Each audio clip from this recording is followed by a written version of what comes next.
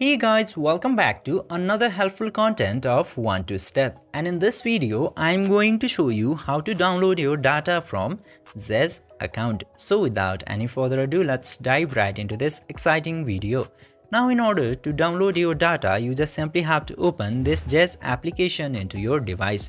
After opening the Zedge application, just simply tap into this My Zedge option and click to this gear icon.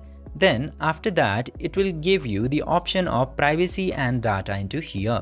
You just simply have to tap into that privacy and data option and click to this request Zedge data. Then after clicking into there, it will lead you to this page, and from this page you just simply have to select this option and click to this download data. Within 72 hours and your data will be downloaded successfully.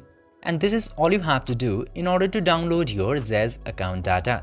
I hope this video was helpful for you. If yes, don't forget to like, share and subscribe to the channel to never miss another update. Thank you for watching the video.